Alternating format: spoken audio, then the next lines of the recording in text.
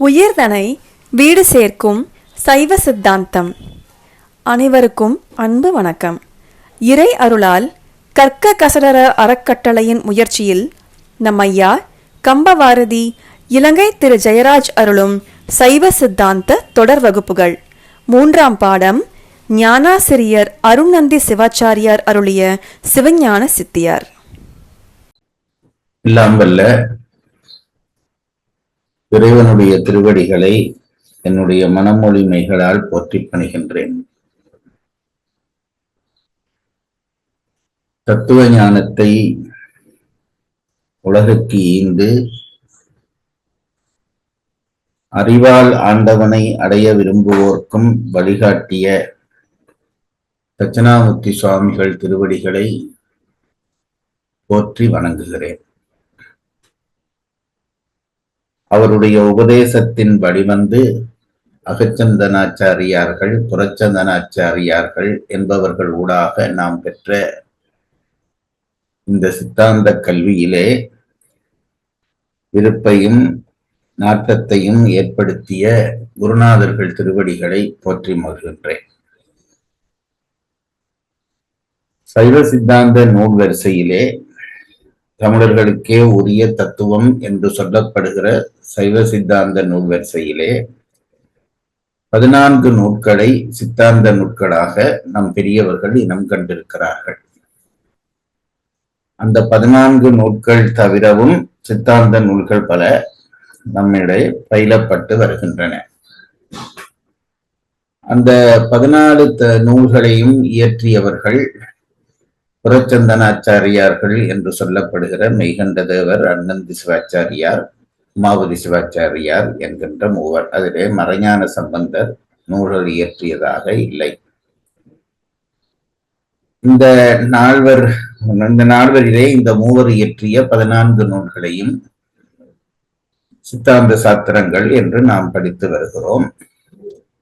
இதிலே நாங்கள் இந்த 14 அடங்காத ஆனால் சைவ சித்தாந்தம் கற்போர்க்கு ஒரு வழிநூலாக அல்லது வழிகாட்டுகிற நூலாக இருக்கக்கூடிய உண்மை விளக்கம் என்கின்ற நூலினை முதலிலே பயிலுகிற வாய்ப்பை திருவருள் நமக்கு கூட்டியது. அந்த நூலினை மணவாசகம் கடந்த தேவர் என்கின்ற தெய்வப்புலவர் இயற்றியிருக்கிறார். அந்த நூலினை நாங்கள் ஆரம்ப நூலாக எடுத்துக்கொண்டு படித்தோம். அந்த நூலுக்கு உரை செய்து எங்களுக்கு அமரராகிவிட்ட ஆனந்தராஜன் ஐயா அவர்கள் வழிகாட்டினார்கள். அவர்கள் திருவடிகளையும் போற்றி வணங்குதல் நமக்கு கடமையாக இருக்கிறது. அந்த நூலினூடாக சித்தாந்த கல்வியை ஓரளவு விளங்கிக் கொண்ட நாம் அதற்கு அடுத்ததாக சைவ சித்தாந்த நூல்களிலே 8 நூல்கள், சித்தாந்த அட்டகம் என்று சொல்லப்படுகிற 8 நூல்களை இயற்றிய உமாபதி சிவாச்சாரியாருடைய நூலாகிய திருவருட்பயன் என்ற நூலை படிக்க தொடங்கினோம். இந்த நூலும் சைவ சித்தாந்தம் கற்பவர்களுக்கு எளிமையாக வழிகாட்டுகிற ஒரு நூலாக சித்தாந்த புலவர்களால் எடுத்துச் சொல்லப்படுகிறது. குறள் வடிவிலே ஆன இந்த நூலிலே 10 அதிகாரங்கள், 100 குறள்கள், காப்புச் செயலோடு 101 குறள்களாக அந்த நூல் அமைந்திருக்கிறது. நற்குஞ்சரக்கன்று நன்னிற் கலைஞானம் கற்கும் சரக்கன்று கான் என்று தத்துவஞானம் பெறுவதற்கு விநாயகருடைய துணை வேண்டும் என்ற அந்த கருத்தோடு விநாயகருடைய துணை கிடைத்தால் கற்கவே தேவையில்லை, தத்துவ ஞானம் தானாக அமைந்துவிடும் என்பதான அந்த காப்புச் செயலோடு அந்த நூல் தொடங்குகிறது. அந்த நூலையும் நாம் ஓரளவு படிக்கக்கூடியதாக இருந்தது. அந்த நூலுக்கு யாழ்ப்பாணத்தைச் சேர்ந்த சைவப்பெரியார் சிவபாத சுந்தரனார் அவர்களுடைய உரையை அடிப்படையாக கொண்டு அந்த நூலை கற்றோம். இடையிடையே ஆனந்தராஜன் ஐயா அவர்களும் நமக்கு கை கொடுத்து உதவினார்கள்.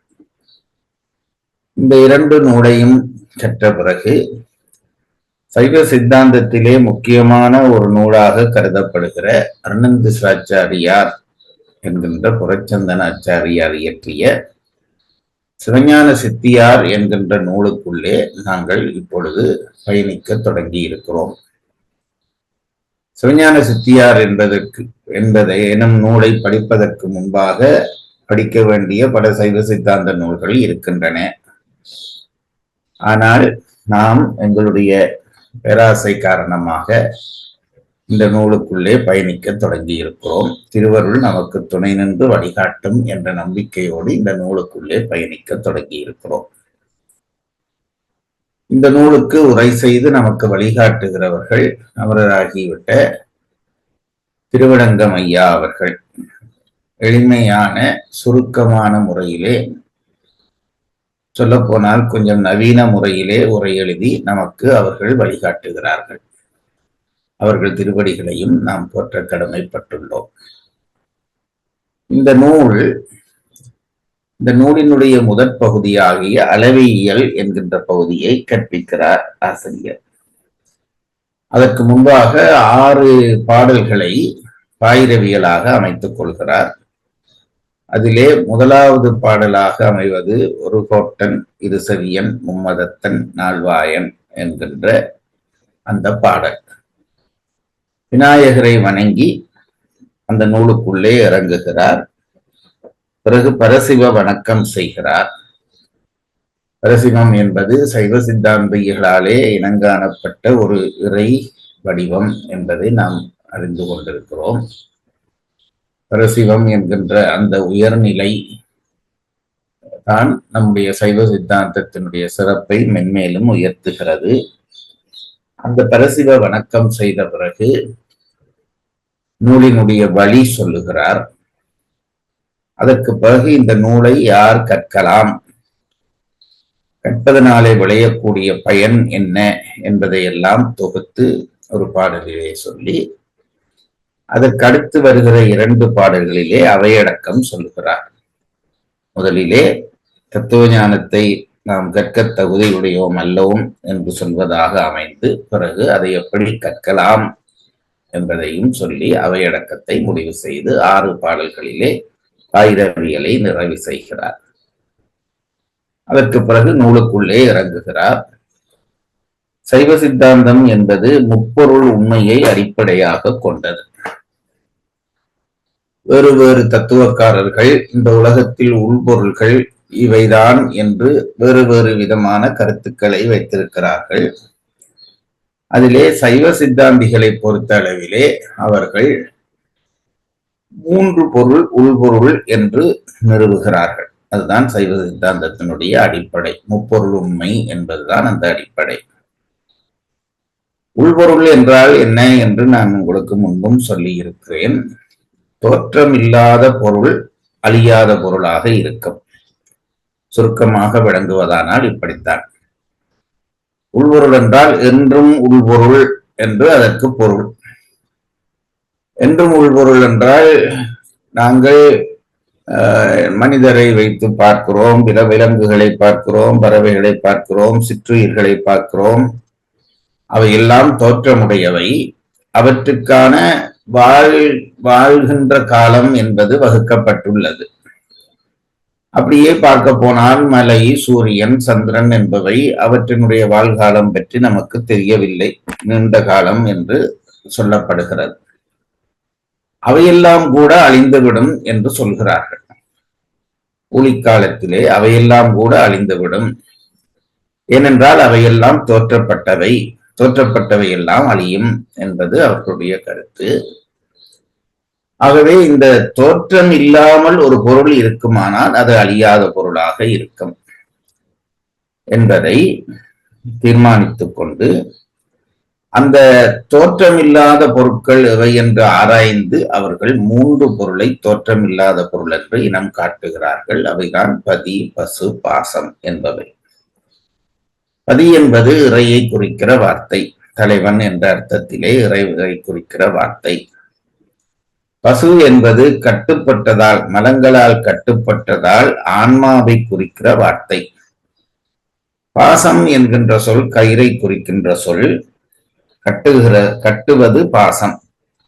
ஆகவே மலங்கள் அந்த பாசம் என்ற சொல்லாலே குறிக்கப்படுகின்றன. இதிலே பதி என்கின்ற இறைவன் ஒரே பொருள்தான், அதிலே வேறுபாடு இல்லை. பதி எப்பொழுதும் ஒன்றேதான். பசு எண்ணிலடங்காதவை என்று சொல்லுகிறார்கள்.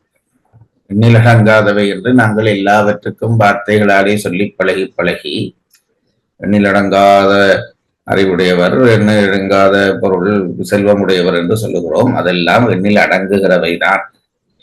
எண்ணில் அடங்காத என்ற வார்த்தை இந்த உயிர்களுக்குத்தான் பொருத்தம். அவை அவை எத்தனை ஆன்மாக்கள் எத்தனை இருக்கின்றன என்பதை யாராலும் வகுத்து சொல்ல முடியவில்லை. ஆகவே அது எண்ணிலடங்காதவையாக ஆன்மாக்கள் குறிக்கப்படுகின்றன. ஒன்றேயாக பதி குறிக்கப்படுகிறது. பசு எண்ணிலடங்காதவையாக குறிக்கப்படுகிறது. பிறகு ஆன்மாக்களை கட்டுகிற பாசம் என்பது மூன்றாக சொல்லப்படுகிறது. ஆணவம், கன்மம், மாயை. பின்னாலே அது 5ஆக விரிக்கப்பட்டாலும் அடிப்படையிலே 3 தான். ஆணவம், கன்மம், மாயை என்கின்ற முப்பொருள்கள். இதிலே அந்த ஆணவம் என்பது மூலமலம் என்று சொல்லப்படுகிறது. உயிரை எப்போதும் பற்றி நிற்பது. பிறகு கன்மம் என்பது அந்த ஆணவ பற்றினாலே உயிர்களுக்கு விளைகின்ற ஒன்று. அடுத்தது மாயை என்பது இந்த உயிர்கள் இறைவனை அடைகின்ற பாதையிலே அதற்கு ஒரு சிறு வெளிச்சம் கொடுத்து வழிகாட்டுவதாக இருப்பது மாயை என்று சொல்லப்படுகிறது. இதுதான் ஆணவம், கன்மம், மாயை என்ற மும்மலங்களினுடைய விவரங்கள் என்கிறார்கள். இந்த பதி, பசு, பாசம் என்கின்ற மூன்றுமே, பதியாகிய இறைவன் அவன் எப்பொழுதும் ஒரு பொருளாக இருப்பான், முற்றறிவுடையவனாக இருப்பான், முழு செயல் செய்யக்கூடியவனாக இருப்பான், அவனை பற்றி அவனுக்கு எண்குணங்களுடையவனாக இருப்பான் என்று விவரங்கள் எல்லாம் சொல்கிறார்கள். அந்த இறைவன் ஒரு புறம். அடுத்தது ஆன்மாக்கள் என்பது பல என்று சொன்னேன். அது சிற்றறிவுடையது என்று ஆன்மாக்களை சொல்கிறார்கள். அந்த வகையிலே அது இறைக்கு உறவானது. முற்றறிவுடைய இறைக்கு சிற்றறிவுடைய ஆன்மா உறவானதாக இருக்கிறது என்கிறார்கள். அது மலத்தினாலே கட்டுப்பட்டு கிடக்கிறது. அதிலே இருந்து விடுபட்டு இறைவனை அடைவதற்காகத்தான் இந்த தனுகரண போன போகங்களை எல்லாம் இறைவன் அவற்றுக்கு மாயையிலே இருந்து வழங்குகிறான் என்பதை நாங்கள் படித்துக் கொண்டு வருகிறோம். அடுத்ததாக பாசம் என்பதிலே ஆணவம் என்பது இருள், அதை நாங்கள் படித்தோம். மாயை என்பது சிறிய ஒளி, கன்மம் என்பது அனவத்தினாலே விளைகின்ற ஒரு பகுதி என்பதாக படித்தோம். இனி இந்த பதி, பசு, பாசம் என்கின்ற மூன்றும் சூக்கும பொருள்கள். நம்முடைய காட்சிக்கு வெளிப்பட்டு தெரிகின்ற பொருள்கள் அல்ல, சூக்கும பொருள்கள், உணரப்பட வேண்டிய பொருள்கள். காட்சிக்கு உட்படுகிற பொருளானால் அதை வரையறுத்து படிப்பது என்பது சுலபமாக இருக்கும். காட்சிக்கு உட்படாத இந்த சூக்கும பொருள்களை பற்றி நாம் அறிந்து கொள்ள வேண்டுமானால் அதை நிறுவி அறிந்து கொள்ள வேண்டி இருக்கிறது. அந்த நிறுவுதலுக்கு நமக்கு அளவையியல் தேவைப்படுகிறது. அதை பிரமாணங்கள் என்று சொல்வார்கள். அதாவது ஒரு பொருளை, கண்ணுக்கு வெளிப்பட்டு தெரியாத பொருளை எப்படி தெரிந்து கொள்வது என்பது பற்றிய விவரம். அதிலே 3 பிரமாணங்களை சைவ சித்தாந்திகள் அடிப்படை பிரமாணமாக கொள்கிறார்கள். காட்சி பிரமாணம், அனுமான பிரமாணம், ஆகம பிரமாணம் என்று 3. காட்சி என்பது கண்டறிவது, அனுமானம் என்பது ஊகித்தறிவது, ஆகமம் என்பது உயர்ந்தோர் சொல்ல கேட்டறிவது என்று 3 வகையாக விடயங்களை காணலாம் என்று சொல்லி, பிறகு காட்சி 4 வகைப்படும். வாயிற்காட்சி, மானதற்காட்சி, தன்வேதனை காட்சி, யோக காட்சி என்று 4 வகைப்படும் என்று காட்சியை பிரிக்கிறார்கள். அனுமானம் தன்பொருட்டு அனுமானம், பிறர் பொருட்டு அனுமானம் என்ற அனுமானம் 2 வகையாக ஆகும். ஆகமம் மந்திரம், தந்திரம், உபதேசம். மந்திரம், தந்திரம், உபதேசம் என்று ஆகமம் 3 வகை ஆகும் என்று பிரித்து கொண்டு போகிறார். அதிலே நாங்கள் அனுமான பிரமாணத்தினுடைய வகை வரையும் படித்திருக்கிறோம். அதற்கு மேலே படிக்க வேண்டும். படிக்க வேண்டும் என்றால் நான் படிக்க வேண்டும், படித்தால்தான் உங்களுக்கு விளங்கும்படியாக சொல்லலாம். சீக்கிரமாக அதை நான் உங்களுக்கு ஆரம்பிப்பேன். தனியே அளவியலை படித்துக் கொண்டு போனால் தத்துவ அறிவை பெறுவதாக இல்லையே என்கின்ற உணர்வு வந்துவிடக்கூடாது என்பதற்காகத்தான் அதை தொடர்ந்து நாங்கள் இந்த அளவிலே அளவியலை நிறுத்தி நூலுக்குள்ளே இறங்கினோம். அதிலே முதல் பாடலிலே என்ன சொல்கிறார் என்றால், இறைவனுடைய உண்மையை சொல்வது, அதுக்கு இலக்கணம், அதுக்கு அடுத்ததாக இலக்கணம் சொல்வது, பதி உண்மை பதி இலக்கணம் என்கின்ற இரண்டையும் ஒரு பாடலிலே சுட்டி காட்டுகிறார்.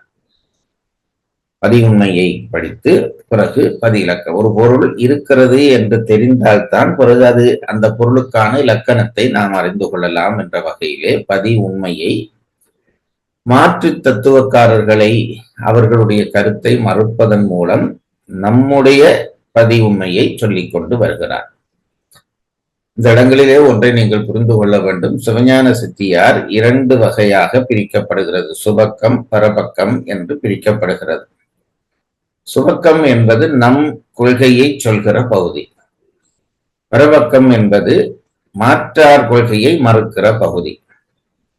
அப்படியானால் ஒரு கேள்வி எழும், இந்த பதி உண்மை சொல்லுகிற பொழுது மாற்று தத்துவங்களை சொல்லி அதை மறுத்து கொண்டு போகிறாரே, அதுவும் பரபக்கமாகி விடாதா என்றால், இங்கே எங்கள் நியாயத்தை நிறுவுவதற்காக அவற்றை தொட்டு போகிறாரே தவிர அவற்றை மறுப்பது இந்த இடத்திலே அவருக்கு நோக்கம் இல்லை. பரபக்கத்திலே முற்றுமுழுதாக மறுசமயத்தவர்களை மறுப்பார், அதுதான் அவருடைய நோக்கம். இங்கே எங்களுடைய கொள்கையை நிறுவுவதற்காக அவர்களுக்கு பதில் சொல்லிக் கொண்டு போகிறார். இது ஆகாது ஆகாது என்று சொல்லி கடைசியிலே சித்தாந்த கொள்கையை நிறுவ வேண்டும். அதன்படி பதி உண்மையை நிறுவுகிறார். சித்தாந்த கொள்கையின்படி பதி உண்மையை நிறுவுகிறார். அதற்கு பிறகு பதி இலக்கணம் தொடங்குகிறார். இறைவன் என்று ஒருவன் இருக்கிறான் என்றால் அவன் என்ன செய்கிறான் என்ற கேள்வி பிறக்கிறது. அவனுடைய செயற்பாட்டை விளங்கப்படுத்துவதாக இரண்டாவது பகுதிக்குள்ளே நுழைகிறார். அதிலே அந்த இரண்டாவது பகுதிக்குள்ளே வாக்கு என்கின்ற ஒரு விடயத்தை எடுத்துக்கொண்டு அது பற்றி விவரிக்கிற பகுதிக்குள்ளே நாங்கள் இப்பொழுது நுழைந்திருக்கிறோம். உயிர்களுக்கு அறிவூட்ட பயன்படுகிற விடயம். அந்த வாக்கு என்பது சுத்த மாயையிலே தோன்றுகிற ஒன்று. சுத்த மாயை உங்களுக்கு தத்துவங்கள் படித்து விட்டீர்கள் என்றபடியால் 36 தத்துவங்கள். அதிலே அந்த தத்துவங்களிலேதான் உயிர்களுக்கு தேவையான தனுகரண போன போகங்கள் எல்லாம் தோன்றுகின்றன என்பது முதல் படிப்பு. அந்த தனுகரண புவன போகங்களை தருவதாகிய அந்த தத்துவங்களிலே அந்த தனுகரண புவன போகங்கள் முழுவதையும் தருவது மாயைதான். நாங்கள் படிக்கிற மலங்களிலே மாயைதான் தனுகரண புவன போகங்களை தருவதற்கான களமாக அமைகிறது. அந்த மாயை 3 வகையாக பிரிக்கப்படுகிறது. ஒன்று சுத்த மாயை, சுத்தாசுத்த மாயை, அசுத்த மாயை என்று 3 வகையாக பிரிக்கப்படுகிறது. வேறு வகையாக சொன்னால் சுத்த மாயை, அசுத்த மாயை, பிரகிருதி மாயை என்று 3ஆக பிரிக்கப்படுகிறது. சுத்த மாயையிலே 5 தத்துவங்கள் தோன்றுகின்றன. நாதம், விந்து, ஈஸ்வரம், சதாசிவம், சுத்தவித்தை என்கின்ற 5 தத்துவங்கள் தோன்றுகின்றன. அல்லது சிவம், சக்தி, ஈஸ்வரம், சதாசிவம், சுத்தவித்தை என்று அந்த 5 தத்துவங்களிலே இறைவன் தன்னிலை விட்டு உயிர்களை ஈடேற்றும் பொருட்டு இறங்கி வருகிறான். அது சுத்தமாயைக்குள்ளே இறைவன் தன்னை புகுத்திக் கொள்வது. அவன் சுத்தமாயைக்குள்ளே வர வேண்டிய தேவை ஒன்றும் இல்லை. ஆனாலும் உயிர்களை ஈடேற்றும் பொருட்டு அவன் இறங்கி வருகிறான். சக்தி கலப்பாலே இறங்கி வருகிறான். தன்னுடைய ஆற்றலாகிய சக்தியினுடைய கலப்பாலே இறங்கி வருகிறான். 5 தத்துவங்களுக்குள்ளே அது நடைபெறுகிறது. நாதம், விந்து, ஈஸ்வரம், சதாசிவம், சுத்தவித்தை என்ற வடிவங்களுக்குள்ளே மெல்ல மெல்ல சூக்கும ரூபத்திலே இருந்து தூள ரூபம் வரைக்குமாக இறங்கி வருகிறான். அப்படி இறங்கி வருகிற பொழுது இறைவனுடைய நிலையை சைவ சித்தாந்திகள் மூன்று வகையாக பிரிக்கிறார்கள். ஒன்று இறைவனுடைய முதல் நிலை, அதை சொரூபம் என்று பிரிப்பார்கள். அடுத்ததாக தடத்தம் என்று பிரிப்பார்கள். ரெண்டு வகையிலே முதல் அடிப்படை பிரிவு பிரிக்கிறார்கள். சொரூபம், தடத்தம் என்று ரெண்டு வகையாக பிரிக்கிறார்கள். சொரூபம் என்பது நம் அறிவாலே விளங்கிக் கொள்ள முடியாத இறைநிலை, அது சொரூபம் எனப்படுகிறது. நம்முடைய மனமோ புத்தியோ சித்தமோ உட்புகுந்து காண முடியாத ஒரு நிலையிலேதான் இறைவன் இருக்கிறான். இந்த சொரூப சிவம் என்பது சைவ சித்தாந்தத்தில் மட்டும் சொல்லப்படுவதாக பெரியவர்கள் சொல்கிறார்கள். சொரூப சிவத்துக்கு இருக்கிற சிறப்பு என்னவென்றால், எந்த ஆன்மாவாலும் அது பற்றி தெளிவுபட அறிந்து கொள்ள முடியாது. மனவாசகம் கடந்தவன் என்று அதனாலேதான் நம்முடைய அந்த சிவத்தை சொல்கிறார்கள், சொரூப சிவம். அதனாலே அதற்கு என்ன உருவம், அதற்கு என்ன நாமம், அது என்ன செய்கிறது, ஒன்றும் நமக்கு தெரியாது சொரூப சிவத்தை பொறுத்தளவில். அதனாலேதான் சைவ சமயம் மற்ற எல்லா சமயத்தையும் தன்னோடு அணைத்துக் கொள்வதற்கு இந்த சொரூப சிவ தரிசனம்தான் முக்கிய காரணமாயிற்று. என்ன பெயர் என்று தெரியாத இறைவனுக்கு இதுதான் பெயர் என்று நாம் வாதிட முடியாது. மாற்று சமயத்தவனோ வெற்று நாட்டவனொருத்தவனோ இறைவனை பற்றிய ஒரு ஒன்றை சொன்னால் அதுவாகவும் இருக்கலாம். அதுதான் என்று சொல்ல மாட்டார்கள், அதுவாகவும் இருக்கலாம். ஆகவே எந்த சமயமும் நமக்கு விரோதிகள் அல்ல. அதனால்தான் சைவ சித்தாந்தம் என்ன செய்கிறது, அக்காலத்திலே அவர்கள் காலத்திலே வாழ்ந்ததாகிய அத்தனை சமயங்களையும் அகச்சமயம், அகப்புறச் சமயம், புறச்சமயம், புறப்புறச் சமயம் என்று பிரித்து 24 சமயங்களை தனக்குள்ளே ஈர்த்து கொண்டது. அதிலே கடைசியாக கடவுள் இல்லை என்கிறவனை கூட சமயதான் என்று ஏற்றுக்கொண்டு பெருமைப்படுத்தியது நம்முடைய சமயம். அதற்கு காரணமாக இருந்தது அந்த சொரூப சிவம். அதற்கு பிறகு இறைவன் மனவாசகம் கடந்திருந்தால், உலகெல்லாம் உணர்ந்து ஓதுதற்கரியவனாகவே அவன் இருந்து விட்டால் ஆன்மாக்களுக்கு அவன் இருந்தால் பயனில்லை, இருந்தும் பயனில்லாமல் போய்விடும் என்றபடியால் உயிர்களை ஈடேற்றும் பொருட்டு அவன் இறங்குகிறான். அந்த இறங்குகிற நிலைக்கு தடத்த நிலை என்று பெயர்.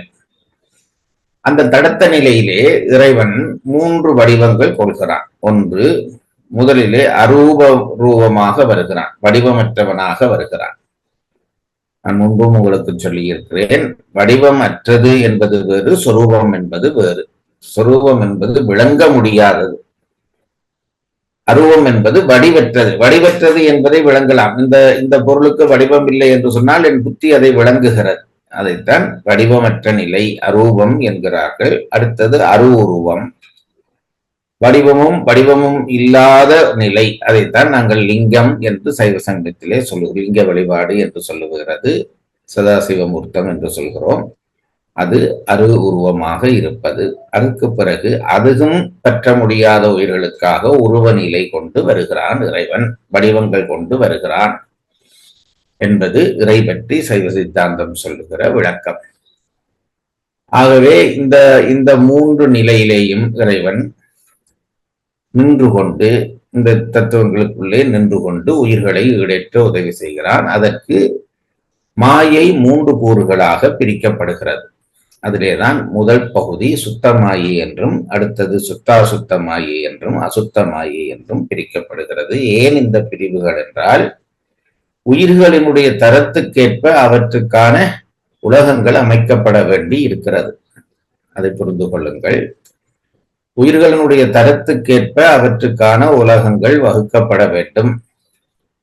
ஆகவே அதற்காக அந்த மாயை முக்கூறுகளாக பிரிக்கப்படுகிறது என்றால் இவர்கள் பிரித்தார்கள் என்று இல்லை, பிரிந்து கிடக்கிறது என்று அர்த்தம். அதிலே முதல் பகுதி மாயை சுத்த மாயை என்கிறோம். இதிலேதான் நான் சொன்னது போல இறை தத்துவங்கள் இறங்கி வந்து நின்று செயல்படுவதற்கு இவை காரணமாக இருக்கின்றன. 5 ரூபத்திலே அந்த தத்துவங்களுக்குள்ளே இறைவன் பிரவேசிக்கிறான் அல்லது பிரவேசித்து நின்று அருள் செய்கிறான் சக்தி கலப்பினாலே என்கிறார்கள். அதற்கு மேலே இறைவன் இறங்க முடியாது. ஒரு ஆசிரியன் மாணவர்களுக்காக ஒரு குறிப்பிட்ட அளவு இறங்கி வரலாம். அதற்கு மேலே இறங்கினால் அவனும் மாணவனாக போய்விடுவான். ஆகவே அந்த நிலையிலே நின்று கொண்டு அடுத்ததாக ஒரு நிலை வருகிறது. அதுதான் சுத்த மாயை என்கின்ற மாயை. அந்த மாயைக்குள்ளே இறைவன் அந்த இன்னொரு பகுதி, அதாவது காலம், நீதி, கலை, வித்தை, அராகம், பொருடன் என்கின்ற 7 தத்துவங்களை கொண்டு உயிர்களுக்கு அறிவூட்டுவதாகிய அல்லது ஆன்மாக்களுக்கு மலபயப்பட்டு அறிவற்று கிடந்த ஆன்மாக்களுக்கு அறிவூட்டுவதாகிய செயலை அங்கே தொடங்குகிறான். அது 7 தத்துவங்களும் வித்தியா தத்துவங்கள் என்று சொல்லப்படுகின்றன. முதல் 5 தத்துவங்களும் சிவ தத்துவங்கள் என்று சொல்லப்படுகின்றன. அதற்கு பிறகுதான் அசுத்த மாயைக்கு வருகிறோம் அல்லது பிரகிருதி மாயைக்கு வருகிறோம். அங்கே 24 தத்துவங்கள், இங்கே 7ம் 5ம் 12 தத்துவம் போனால் மிச்சம் 36 12 தத்துவம் போக 24 தத்துவங்கள் நம்போன்றியர்களுக்கு வாழ்வளிக்கின்ற தத்துவங்களாக மற்றைய 24 தத்துவங்களும் அமைகின்றன என்று நாங்கள் படித்திருக்கிறோம். இன்னும் அது தெளிவாக படிப்போம். இந்த 3 தத்துவங்களுக்குள்ளும் இறங்கி நின்று இறைவன் அருள் செய்கிறான். அதிலே சுத்தமாயிலே இருந்து தோன்றுகிற விடயங்களை நம் பெரியவர்கள் வகுத்திருக்கிறார்கள். அது சப்த பிரபஞ்சம், அர்த்த பிரபஞ்சம் என்று 2ஆக பிரிகிறது. சப்த பிரபஞ்சம் என்பது முதல் ஓசை வடிவு, அதற்கு பிறகு பொருள் வடிவு. ஓசை வடிவு என்பது நான் பொதுப்பட சொல்லுகிறேன். சத்தத்தையே 2ஆக பிரிப்பார்கள். ஓசை, ஒலி என்று 2ஆக பிரிப்பார்கள். அந்த ஒலி என்பது அர்த்தத்துடன் கூடிய சத்தம். ஓசை என்பது அர்த்தமற்ற சத்தம்.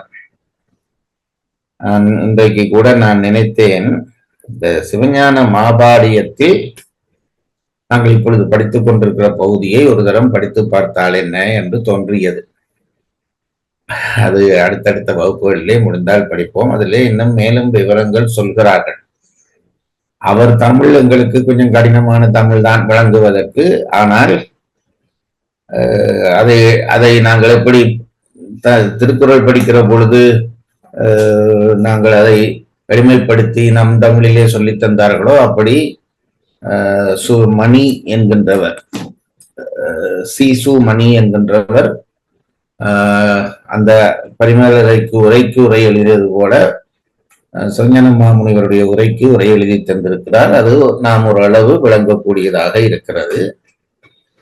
அவர்கள் இந்த தத்துவங்கள் பற்றி நிறைய விவரங்கள் சொல்லுகிறார். சுத்தமாயிலே 2 வகையாக, சப்த பிரபஞ்சம், அர்த்த பிரபஞ்சம் என்று பிரபஞ்சம் 2 வகையாகப்படுகிறது. அதிலே சப்த பிரபஞ்சம் என்பது நான் சொன்னது போல ஒளி, ஓசை என்று பிரியும். அது எப்படி என்று கேட்டால், இப்போ கடல் அலை பொங்குகிறது, அதிலே ஒரு சத்தம் வருகிறது, அதற்கு அர்த்தம் இல்லை. காற்று வீசுகிறது, புயல், அப்போ ஒரு சத்தம் வருகிறது, அதற்கு அர்த்தம் இல்லை. ஆனால் இப்பொழுது நாங்கள் படிக்கிறோம், இந்த சத்தத்துக்கு அர்த்தம் உண்டு. இதைத்தான் இந்த அர்த்தமுள்ள சத்தத்தை ஒலி என்றும் அர்த்தம் இல்லாத சத்தத்தை ஓசை என்றும் பிரிக்கிறார்கள். அதனால்தான் ஓசை ஒளியலாம் ஆனாய் நீயே என்று நம்முடைய திருமுறை ஆசிரியர்கள் படித்துவிட்டு போயிருக்கிறார்கள். இதிலே இந்த இந்த சத்தங்களுக்கு நான் சொல்வதாகிய அந்த முதல் நிலை சுத்த பிரபஞ்சத்திலே அல்லது சுத்தமாயா காரியத்தில் தோன்றுகிற பிரபஞ்சத்திலே ஒலி, ஒளி உலகம், உருவ உலகம் என்று 2ஆக பிரிக்கிறார்கள். சப்த பிரபஞ்சம். அர்த்தம் என்ற சொல்லுக்கு பொருள் என்று உங்களுக்கு நாங்கள் அதை நினைப்பதில்லை. அர்த்தம் என்பது பொருள். அது அந்த பாட்டுக்கு அர்த்தம் சொல்லென்றால் அந்த பாட்டுக்கு பொருள் சொல்லென்று அர்த்தம். ஆகவே பொருள் வடிவம், ஓசை வடிவம் என்று 2ஐ கொண்டு வருகிறார்கள். இன்றைக்கும் விஞ்ஞானிகள் ஓசை வடிவத்திலே இருந்துதான் இந்த உலகம் தோன்றியது என்று சொல்வதை சொல்கிறார்கள். அதை நாங்கள் ஏதோ புதிதாக படிப்பவர்கள் போல படித்து கைதட்டு வரவேற்று படிக்கிறோம். இது என்றோ எங்களுடைய சித்தாந்த தத்துவத்திலே சொல்லப்பட்டு விட்டது. ஒளி வடிவம், ஓசை வடிவம் என்று 2 வடிவங்கள்.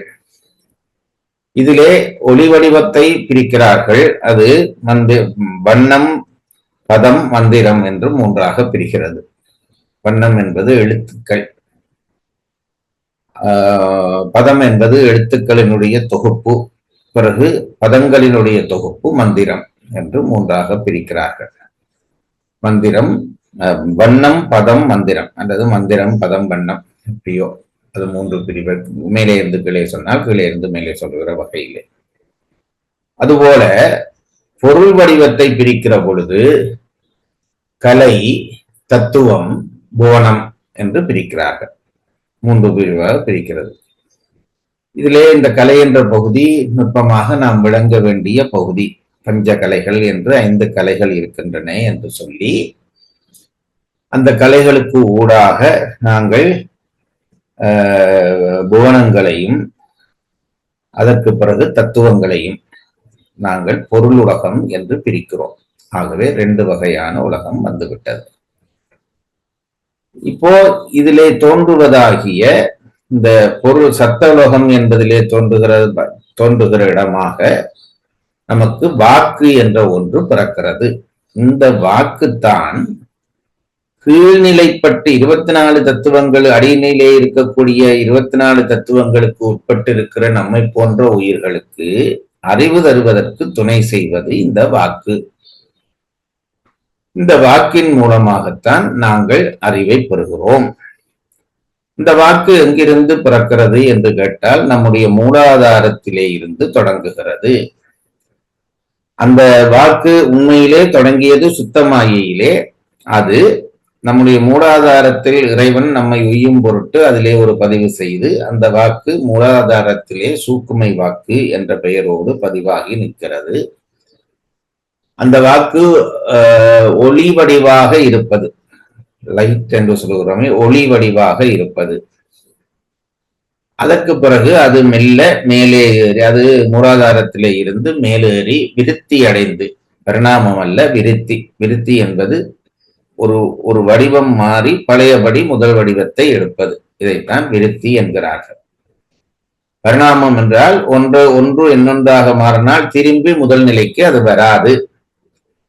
இந்த வாக்குகள் விருத்தி அடைகின்றனவே தவிர பரிணாமம் அடைவதில்லை. அது மாறி மேலெழுந்து பழையபடி கீழே ஒடுங்கும். அந்த சூக்குமையிலே இருக்கக்கூடியதாகிய அந்த சூக்குமை வாக்கு, மூலாதாரத்திலே இருக்கக்கூடிய சூக்குமை வாக்கு ஒளி வடிவாக இருந்தது. மெல்ல தொப்புள் அடிக்கு வருகிறது. பைசந்தி வாக்கு என்ற பெயரோடு வருகிறது. அந்த பைசந்தி வாக்கிலே என்ன ஒளி, அந்த வாக்கு எப்படி இருக்கிறது என்று கேட்டால் ஒலி வடிவம் பெற்றுவிடும்.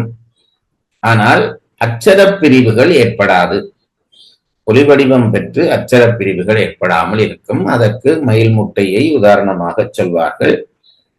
மயில் பிறந்த பிறகு நிறங்கள் தோன்றுகிற நிறங்கள் எல்லாம் முட்டையிலே இருக்கும். ஆனால் அது வெளிப்பட்டு தோன்றாத நிலை. இதைத்தான் பைசந்தி வாக்கினுடைய நிலை என்று சொல்கிறார். பிறகு அது இன்னும் மேலேறி விருத்தியாகி நடுநெஞ்சுக்கு வருகிற பொழுது மத்திமை வாக்கு என்று பெயர் பெறுகிறது. அந்த மத்திமை வாக்கிலே அச்சர பிரிவுகள் ஏற்பட்டுவிடும். அச்சரங்கள், அந்த ஒளியிலே இருந்து அச்சரங்கள் தோன்றிவிடும். ஆனால் அது உள்நிற்குமே தவிர வெளிவராது. அது தன்னால் உணரப்படுகிறதாக மட்டும்தான் இருக்கும். இன்னொருவருக்கு சொல்லக்கூடிய தகுதி பெறாது. பிறகு அது இன்னும் மேலேறி கண்டத்துக்கு வருகிற பொழுது வைகரி வாக்காக மாறி தானும் உணர்ந்து மற்றவர்களுக்கும் உணர்த்தக்கூடிய தகுதி பெறுகிறது. இந்த வாக்கினை ஸ்தூல வைகரி, சூக்கும வைகரி என்று 2ஆக பிரித்து சொல்கிறார்கள். அப்படி சொல்லுகிற பொழுது வாக்கு 5ஆக மாறுகிறது என்கிறார்கள். நாங்கள் கடைசி வகுப்பிலே படித்தது ஓரளவு உங்களுக்கு ஞாபகம் இருக்கும். இந்த 5 கலைகளின் உந்துதலால் தான் வாக்குகள் 5ஆக மாறுகிறது என்று சொல்லுகிறார்கள். சாந்தி அதீதையிலே தொடங்கி வருகிறதாகிய அந்த 5 வாக்குகள், இந்த வாக்குகளிலே செயல்பட வாக்கு 4 வாக்கு 5 வாக்காக்கும் என்று சொல்கிறார்கள். அதிலே ஒரு சிலருடைய கொள்கை இந்த வைகரி, தூள வைகரி, சூக்குமை வைகரி என்று 2ஆக பிரியும் என்கிறார்கள். வேறு ஒரு சாரார் சூக்குமை வாக்கு 2ஆக பிரிந்து அதிசூக்குமை, சூக்குமை என்று 2ஆக பிரியும் என்கிறார்கள். அப்படி வகைப்படுகிற பொழுது 5 வாக்குகளாக அந்த வாக்கு நமக்குள்ளே வேலை செய்கிறது. அதிலே தூள வைகரி வாக்கு என்ன செய்யும், வைகரி வாக்கு என்னென்ன வேலைகளை செய்யும், அது மத்திமை என்ன செய்யும், பைசந்தி என்ன செய்யும், சூக்குமை என்ன செய்யும் என்ற விவரங்கள் எல்லாம் படித்தோம். அப்படி விருத்தியாகி மேலிருந்து வருகிற வாக்குகள் நமக்கு உலகியல் அறிவை தர உதவுகின்றன. உலகியல் அறிவை தர உதவுகின்றன. அந்த உலகியல் அறிவினூடாக நாம் அந்த அறிவினாலே, அந்த வாக்கினாலே என்ன நடக்கிறது என்றால் உலகியல் அறிவு வருகிறது. உலகியல் அறிவு ஏற்படுகிற பொழுது ஆன்மாவுக்கு பந்தங்கள் ஏற்பட்டு விடுகின்றன. ஆகவே வாக்கு அறிவை தருவதாகிய வாக்குத்தான் நம்மை கட்டுப்படுத்தவும் செய்கிறது, பந்தங்களை ஏற்படுத்தி விடுகிறது. அந்த பந்தங்களில் கூடாக இன்ப துன்ப அனுபவங்களை எல்லாம் பெற்று பெற்று ஆன்மா பக்குவப்படுகிற பருவத்திலே பழையபடி வாக்கு ஒடுங்கத் தொடங்கும். வெளியிலே நின்ற தூள வைகரி சூக்கும வைகரியாகி பிறகு அது எண்ணம் ஒடுங்கி மத்திமைக்கு போய், எண்ணம் ஒடுங்கி பைசந்தி வைக்கு போய் பிறகு சூக்குமை வரையும் போகும். இதிலே பல நுட்பங்கள், நாங்கள் அசபா மந்திரம் பற்றிய விவரங்கள் எல்லாம் ஓரளவு படித்தோம். அது மீளவும் சூக்குமை வாக்குக்கு போகிற பொழுது, அல்லது அதிசூக்குமை வாக்குக்கு போகிற பொழுது இந்த உயிர் பந்தங்களிலே இருந்து விடுபடுகிறது. ஏனென்றால் வாக்குத்தான் பந்தப்படுத்தியது. வாக்கை கடக்கிற பொழுது பந்தங்களிலே இருந்து விடுபட்டு அது முத்தி தருவதாக, அதற்கு பிறகு ஆன்மா இறையை சார்ந்து முத்தி வருவதாக அமைகிறது. இந்த வாக்கினுடைய ஒழுக்கத்திலே முத்தி பிறக்கிறது. இதை வைத்துக்கொண்டு வாக்குத்தான் பெரியது என்று சொல்லுகிற தத்துவக்காரர்கள் வாக்கேதான் இறைவன் என்று சொல்ல தலைப்பட்டு இருக்கிறார்கள். அதையும் நம்முடைய சித்தாந்திகள் மறுக்கிறார்கள். அப்படி அல்ல, வாக்கு அல்ல பதி. வாக்கு பதியை காட்டுகிற ஒரு கருவியாக இருக்கிறதே தவிர வாக்கு பதியாகாது என்று சொல்வதற்கு ஊடாக இந்த வாக்குகள் பற்றிய விவரங்களை படித்துக் கொண்டு இருக்கிறோம். 44வது பாடல் படித்து இப்பொழுது 45வது பாடலுக்குள்ளே வருகிறோம். இவ்வளவற்றையும் நான் திரும்ப திரும்ப சொல்வது உங்களுக்கு அறிவு ஏற்படுவதற்காக அல்ல, எனக்கு அறிவு ஏற்படுவதற்காக. இதை தொகுத்து சொல்ல முடிகிறதா என்று சிந்தித்து பார்த்தால் இந்த எண்ணங்கள் வருகின்றன. திரும்ப திரும்ப இதை நீங்கள் உங்களுக்கு சலிப்பாக இருக்கிறது என்று சொன்னால் கூட நான் இப்படித்தான் சொல்லுவேன். என்றால் இவை நமக்கு புதிய விடயங்கள். திரும்ப திரும்ப அதை சந்திக்கிற பொழுதுதான் அதனோடு ஒரு தொடர்பு ஏற்பட்டு மேல் மேலே ஏறக்கூடிய வாய்ப்பு கிடைக்கும். ஒரே நாளிலே புத்தகம் படித்து விடலாம் என்று நினைத்தால் அது தவறு. படித்தாலும் அது நிற்காது. ஆகவே அதை நிற்க பண்ணுகிற முயற்சியாகத்தான் இதை செய்கிறேன். நான் உங்களுக்கு பலதரம் சொல்லிவிட்டேன், உங்களோடுதான் நானும் சித்தாந்தத்தை படிக்கிறேன். ஆகவே என்னை தயார்படுத்தி கொண்டு உங்களுக்கும் சொல்வதற்காக இந்த இவ்வளவு நேரமும் நாங்கள் படித்த விடயங்களை ஓரளவு தொகுத்திருக்கிறேன் என்று நினைக்கிறேன். பல விடயங்கள் விடுபட்டிருக்கலாம்.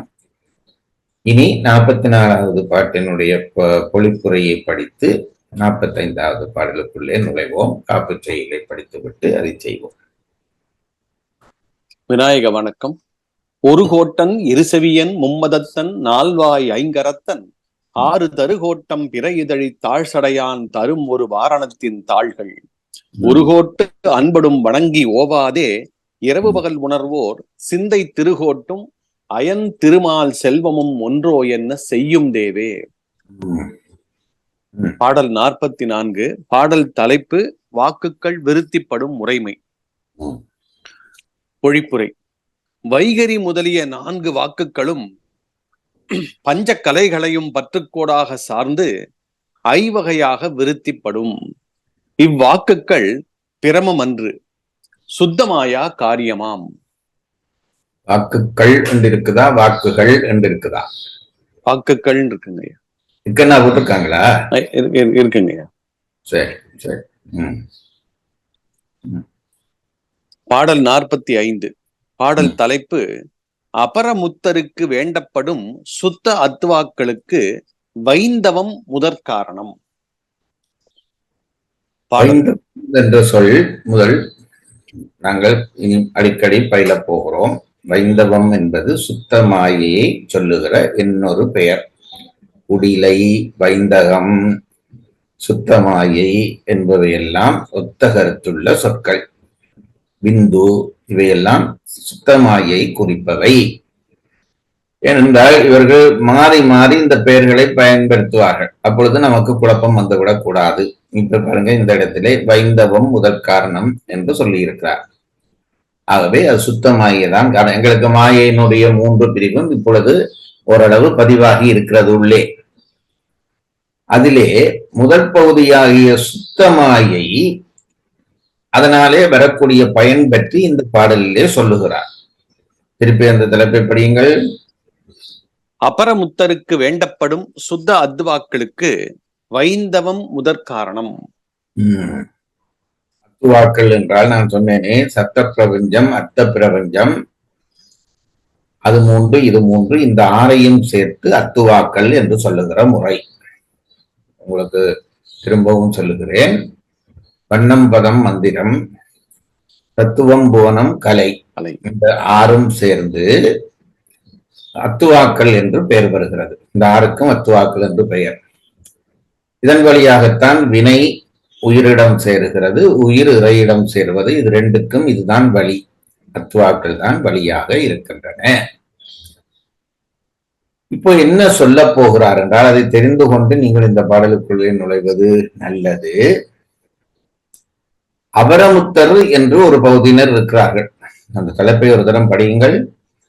அபரமுத்தருக்கு வேண்டப்படும் சுத்த அத்வாக்களுக்கு வைந்தவம் முதற் காரணம். அதாவது முக்தி அடைவதுதான் உயிரினுடைய நோக்கம். இது முதல் ஸ்டெப். இது எங்களுடைய 6 மணி புத்தகத்திலே எப்பொழுதும் 1க்காக அதைத்தான் எழுதுவார். பிறவி எடுத்ததனுடைய நோக்கம் பிறவி அறுப்பதுதான் என்பதை மறந்து கொள்ளக்கூடக் கூடாது. பிறவி அறுப்பது என்பது முக்தி அடைவது, மீண்டும் பிறக்காமல் இருக்க இறையை சார்வதை தவிர வழி இல்லை. அந்த இறையை சார்வதற்கு முக்தி அடைதல் என்று பெயர். இதுல என்ன பிரச்சனை என்றால், அப்படி முக்தி அடைகிற பொழுது முக்தியை 2 கூறுகளாக பிரித்து காட்டுகிறார்கள். ஒன்று பதமுக்தி, அடுத்தது பரமுக்தி என்று 2ஆக பிரிக்கிறார்கள். முக்தி அடைந்த பிறகும் கூட பிறவி நம்மை பற்றுவதற்கான வாய்ப்பு இருக்கிறது. அது எங்கே என்றால், இந்த பரமுக்தி அடைந்தவர்களுக்கு பிறவி மீள வராது.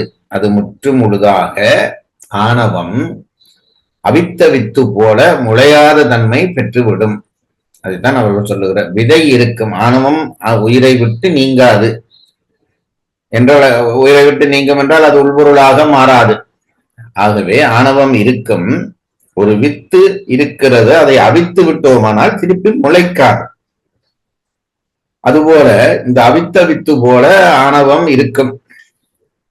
அந்த உயிர்கள் இந்த முக்தி அடைகிற பொழுது, பரமுக்தி அடைகிற பொழுது அந்த அவித்த வித்தாகி அதற்கு பிறகு அவற்றுக்கு பிறவி வர வாய்ப்பில்லாமல் போய்விடும். ஆனால் அவரமுக்தியிலே அது இறையினுடைய தன்மையை அடையும், இறையினுடைய நிலையை அடையும், இறையை சாரும். ஆனால் முற்று முழுதாக ஆணவம் செயல்படாமல் போகாது, அது அடங்கி கிடக்கும். எங்காவது ஒரு சந்தர்ப்பத்திலே அது தப்பித்தவரை பழையபடி தலையை நிமிர்த்தினால் பிறவி வந்துவிடும். அதனால்தான் அவாறுத்தல் என்று திருக்குறளிலே திருவள்ளுவர் அதை அமைத்திருக்கிறார்.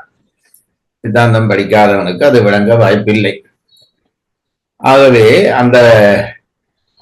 அந்த முத்திக்காரர்களை 2ஆக பிரிக்கிறார்கள். பரமுத்திக்காரர்கள், அபரமுத்திக்காரர்கள் என்று பிரிக்கிறார்கள். பரமுத்திக்காரர்கள் இறையோடையே சேர்ந்து விட்டவர்கள். அபரமுத்திக்காரர்கள் இன்னொரு பகுதியினர். அவர்கள் முக்தி நிலை அடைந்தவர்களாக கருதப்பட்டாலும் அவர்கள் அந்த பரமுக்தி நிலையை அடையாதவர்கள்.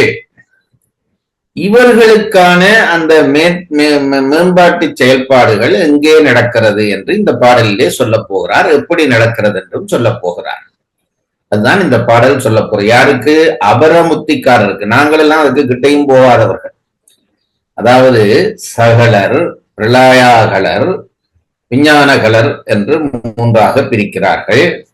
சகலருக்கு மும்மலமும் உண்டு, பிரளயாகலருக்கு 2 மலம் உண்டு. பிரளய காலத்திலே தான் அவர்களுக்கு அது நீங்கும் என்கிறார்கள். விஞ்ஞானகலர் அவர்களுக்கு ஆணவம் தவிர மற்றைய எந்த மலமும் இல்லை என்று சொல்கிறார்கள். மும்மலத்தார், 2 மலத்தார், 1 மலத்தார். அது என்ன திருவருட்பயன்? 1 மலத்தாராயும் உலர் என்ன என்று ஒரு குறள் வரும். நீங்கள் ஆளையால் பார்ப்பதிலே இருந்து தெரிகிறது உங்களுக்கும் அந்த குரல் பாடம் இல்லை. அந்த பாடலை பார்த்துக் கொள்ளுங்கள். ஒருமலமாக இருக்கிறவர்கள் விஞ்ஞானகலர். விஞ்ஞானகலர் என்ற நிலையிலே இருந்து மேம்பட்டவர்கள் தான் இந்த அபரமுத்தர்கள். அதை நீங்கள் புரிந்து கொள்ள வேண்டும். விஞ்ஞானகலர் என்பது ஒரு மலத்துக்கு வந்து விட்டார்கள். அதையும் கடக்கிறவர்கள் தான் இந்த அபரமுத்தர்கள் என்று சொல்லப்படுகிறவர்கள். அவர்களுக்கு அந்த அபரமுத்தர்கள் முத்துநிலை அடைந்தவர்கள் அல்ல, அதை புரிந்து கொள்ளுங்கள். அதாவது விஞ்ஞானகலர் என்ற எல்லையை தாண்டுகிறார்கள், ஆனால் முத்துநிலை அடையாதவர்களாக இடைப்பட்ட ஒரு நிலை இருக்கிறது. ஆகவே அவர்களுக்கான அனுபவங்களுக்கும் ஒரு தனுகரண பூன போகம் தேவை. நான் சொல்வதை நீங்கள் புரிந்து கொள்ள வேண்டும். எப்படி நாங்கள் எல்லாம் வாழுகிறதாகிய இந்த அசுத்த மாயை அல்லது பிரகிருதி மாயைக்குள்ளே எங்களுக்கான தனுகரண போன போகங்கள் இருக்கிறதோ, அப்படி ஒவ்வொரு மாயைக்குள்ளேயும் தனுகரண போன போகங்கள் இருக்கிறது அந்தந்த தகுதி பெற்ற ஆன்மாக்களுக்கு. நாங்கள் வாழுகிற இவ்வளவுதான் தனுகரண போன போகம் என்று நினைக்காதீர்கள். ஒவ்வொரு பிரபஞ்சத்துக்கும் ஏற்ப அதற்கான தனுகரண போன போகம் வரும். அப்படி வந்து மேலே மேலே போகிற பொழுது பிறகு அசுத்த மாயைக்காரருக்கு இன்னும் வேறு தனுகரண போன போகம் இருக்கும். சுத்தமாய்க்குள்ளே போகிற பொழுது அங்கே இருக்கின்ற அபரமுத்தர்கள் அங்கே போய்விடுவார்கள், சுத்தமாய்க்குள்ளே போய்விடுவார்கள். அவர்கள் முத்தி பெறுகிறதுக்கு அந்த இடைப்பட்ட காலத்திலே அனுபவம் பெறுவதற்கு அவர்களுக்கும் ஒரு தனுகரண போன போகம் தேவை. அது எங்கே இருந்து கிடைக்கிறது என்றால் சுத்தமாயிலே இருந்து அவர்களுக்கு வழங்கப்படும் என்கிறார். சுத்தமாயிலே இருந்து அபரமுத்தர்களுக்கான தனுகரண போன போகங்கள் வழங்கப்பட போகிறது என்பதைத்தான் இந்த பாடல் சொல்ல போகிறது. படியுங்கள். பாடல். வித்தைகள் வித்தையீசர் சதாசிவர் என்று இவர்க்கு வைத்துறும் பதங்கள் வண்ணம் புவனங்கள் மந்திரங்கள் தத்துவம் ஷரீரம் போகம் கரணங்கள் தாம் எல்லாமும் உய்த்திடும் வைந்தவம் தான் உபாதானமாகி நின்றே. அந்த பாட்டினுடைய தலைப்பை ஒரு தரம் வாசியுங்கள். அபரமுத்தருக்கு வேண்டப்படும் சுத்த அத்துவாக்களுக்கு வைந்தவம் முதற்காரணம். பொருளுரை. வித்தைகள் அவர்களுக்குரிய அத்துவாக்கள் சுத்த அத்துவாக்கள், சுத்தமாயிலே தோன்றுபவை. அவர்களுக்கான இந்த ஒளி உலகமும் பொருளுலகமும் சுத்தமாயிலே தோன்றும். அவர்கள் அதற்கு எங்கே இருந்து அந்த அவர்களுக்கான அந்த உலகம் தோன்றுவதற்கு சுத்தமாயிதான் காரணமாக இருக்கும் என்று சொல்கிறார். அதைத்தான் வைந்தவத்திலே இருந்து தோன்றுகிறது என்று சொல்லுகிறார். இனி பாடலுக்குள்ளே போறோம். பொருளுரை. வித்தைகள் மந்திரேஸ்வரர், வித்தை ஈசர். பாடலிலே உண்மையிலே நாங்கள் படிக்கிறதுக்கு நாங்கள் 3ஆம் நிலை படிப்புத்தான் படித்துக் கொண்டிருக்கிறோம். அதாவது பாடல் பொருளை உள்வாங்கிக் கொண்டுதான் நாங்கள் பயணித்துக் கொண்டிருக்கிறோம். பாடலை முழுசாக உள்வாங்க முடியவில்லை. ஏனென்றால் அதற்கு இன்னும் நம்முடைய தகுதி வளர வேண்டும். இப்ப திருக்குறளிலே குரலையும் விளங்கி நாங்கள் பொருளுக்குள்ளே போகிறோம். இங்கே பாடலை ஓரளவு செவியளவிலே கேட்கிறோம். உரையாசிரியர் காட்டுகிற அளவிலே தான் காண்கிறோம். அதனாலே எங்களுக்கு அந்த சரியான பாடலிலே இந்த சொல்லுக்கு என்ன பொருள் என்று எங்கள் புத்தி அதிலே பற்றுவதில்லை. உரையாசிரியர்கள் பற்றி காட்டுகிறார்கள், அந்த அளவிலே விளங்குவோம். இங்கே பாடலிலே முதல் சொல் என்னவாக இருக்கிறது என்றால் வித்தைகள் என்று இருக்கிறது. அதற்கு உரை எழுதுகிறார். வித்தைகள் என்பதை எதை சொல்லுகிறார் என்றால் படியுங்கள். வித்தைகள் மந்திரேஸ்வரர். வித்தையர் என்று சொன்னது மந்திரேஸ்வரர் என்கின்ற, அது பின்னாலே விளங்கப்படுத்த போகிறார். மந்திரேஸ்வரர் என்று ஒரு பகுதியினர். வித்தை ஈசர் மந்திர மகேஸ்வரர். மந்திர மகேஸ்வரர். சதாசிவர் என்ற இவர்க்கு அணு சதாசிவர் என்று கூறப்பட்ட அபரமுத்தருக்கு வைத்துறும் வேண்டப்படும் பதங்களும் அகதாவது சொற்களும் வண்ணம் அக்கரங்களும் அகதாவது எழுத்துக்களும் புவனங்களும் மந்திரங்களும் தத்துவங்களும் ஷரீரங்களும் போகங்களும் கரணங்கள் தாம் எல்லாமும் கரணங்களுமாகிய சுத்த அத்துவாக்கள் எல்லாவற்றையும் வைந்தவம்தான் சுத்தமாயா காரியமான விந்துவே உபாதானமாகி நின்று உய்த்திடும், முதற்காரணமாகி நின்று செலுத்தும். உண்மை விளக்கத்தில் திருவருட்பயனில் படிக்காத விடயங்கள் நமக்கு அறிமுகமாகின்றன. அதை தெரிந்து கொள்ளுங்கள். முதலிலே அபரமுத்தர்க்கு வைந்தவத்திலே இருந்துதான் இந்த விடயங்கள் கிடைக்கிறது என்று சொன்னோம். யார் அந்த அபரமுத்தர்கள் என்ற கேள்வி பிறக்கிறது. அபரமுத்தர்கள் என்றால் அது என்ன ஒரே குரூப் தானா என்றால் அவர்களுக்குள்ளே 3 வகையான குரூப் இருக்கிறது என்கிறார். அபரமுத்தர்கள், நான் திரும்பவும் சொல்லுகிறேன், அபரமுத்தர்களுக்கு வைந்தவத்திலே இருந்துதான் அவர்களுக்குரிய சுத்த பிரபஞ்சம் என்றார். அந்த அபரமுத்தர்கள் யார் என்றால் 3 வகைப்படுவார்கள் என்கிறார். ஒன்று மந்திரேஸ்வரர், மந்திர மகேஸ்வரர், அணுசதாசிவர். நான் இதெல்லாம் இப்ப நீங்க உங்களோட பேசுற பொழுதுதான் நாளைக்கு கேட்டால் எனக்கு இந்த பெயர்கள் ஒன்றும் வராது. நீங்கள் ஞாபகத்திலே வைத்துக் கொள்ளுங்கள். அதாவது மந்திரேஸ்வரர், மந்திர மகேஸ்வரர், அணுசதாசிவர் என்கின்ற 3 பேரையும் இவர்கள் என்ன சொல்கிறார்கள்? இந்த 3 பேரும் தான் அபரமுத்தர்கள் என்ற லிஸ்டுக்குள்ளே வருகிறவர்கள். இவர்களுக்கான தனுகரண போன போனங்களை எதிரே இருந்து கொடுக்கிறான். அதுதான் இந்த பாடல் சொல்லுகிறது. சொல்லுங்கள்.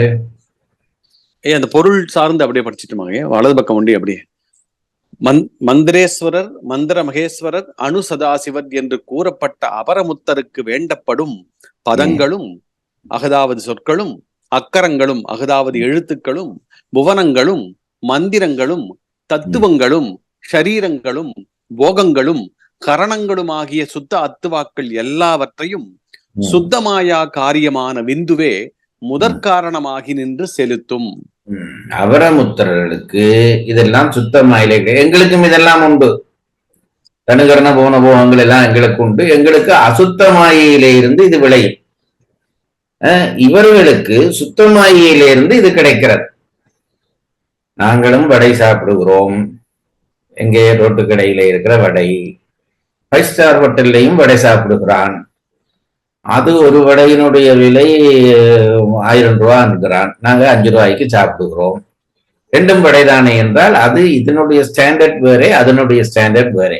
அது மாதிரி அபரமுத்தர்களுக்கு கொடுக்கப்படுகிற தனுகரண போன போகங்கள் எல்லாம் அந்த லெவல்லே, அது சுத்தமாயிலே உண்டாவது.